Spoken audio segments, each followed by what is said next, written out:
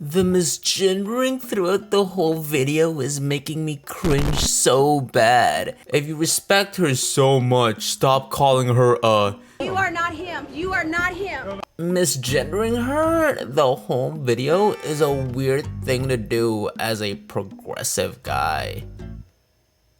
It's not a big deal. To clarify before I even start, I like this person. I like and respect this person a lot. The reason why I made the initial video in the first place was because I respect and like this person a lot. The reason why I didn't really focus on using the right pronouns is because I just wanted to upload that video in a very timely manner, which by the end of it took me about 3 months to do. If I offended you in that video, I'm sorry, but at the end of the day, Beatrice, formerly known as Digibro, is now retired. For some of you, that's a good thing because you hate transgender people. For some of you, it's a bad thing because you still appreciate this person's content. Or some of you just doesn't even know that the guy still makes content. Now, the video came in September 1st in 2022.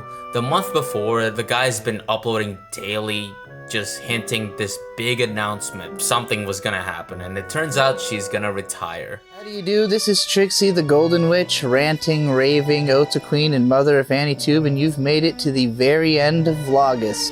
And as it happens, the end of my career as a professional YouTuber here on the Yig Studio channel. Now, it wasn't totally out of left field. B claims that she doesn't even make minimum wage doing the YouTube through AdSense. I did a little bit of math. The YGG Studio channel gains about 3,695,613 views from September 2021 to September 2022. The minimum yearly wage where B lives is $15,000. She makes about $600 through Patreon. If you really did the math here, she gains about $7,880 in that 1 year just through AdSense. Now that translates to around $2.13 of RPM, which is revenue per milli. To put that in perspective, the RPM average of YouTube as a platform is 3.3 to 4.4. So she is very well below average, and it doesn't really help that she seems to be getting a lot of copyright strikes in her videos. She claims that in April of 2022, she has this video that absolutely blew up called Mushoku Tensei, giving it another shot. Now, copyright strikes in the AniTube community isn't really new. I actually have a video talking about it if you want to check it out, link in the description. As much as I love B/Digibro content, I think B never really grew with the times. If you compare Digibro's video to B's video in 2022, there's really no growth. As much as I support B being happy because of her transition, looking at it as just a purely content creating perspective, her content becomes less and less appealing to me. B has a very unique look of the world. Just this gender transition and all that. I can't relate to that, me personally.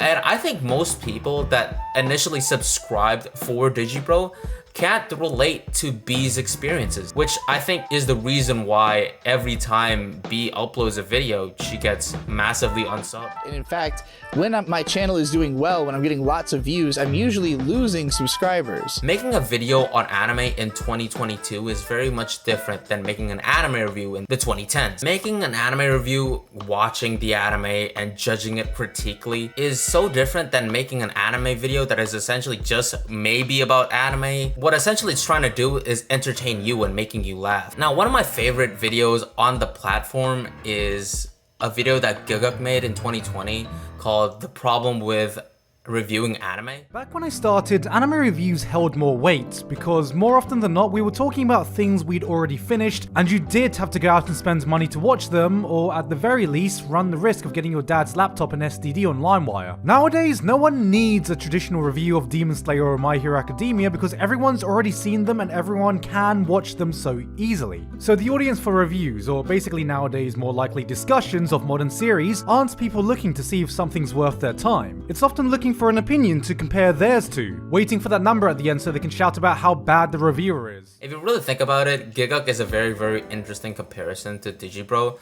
Their channel trajectory back in 2016 when they had beef was almost the same, but if you really think about it, Gilguk is essentially the anti-Digibro, exact opposite of what Digibro is as a person. He's not controversial, he's very much relatable when it comes to just the anime community. He's less technical when it comes to anime reviews, and as a content creator, he both understands and grows with the platform that he is right now. As much as I appreciate this man's content and as much as I love B as a person, I don't think B is a good YouTuber. In today's standard, B says that she's still gonna be around. She claims that she's very well still involved in the ASE Presents channel, which is a channel reviewing movies and just doing shenanigans and things of that nature. She seems to be very happy where she is right now in life. I had a bit of a smile when B was talking about her relationship with May and tons of hate comments that she gets these videos. She doesn't seem to be very bothered by it. She seems to be happy. And for the people that doubt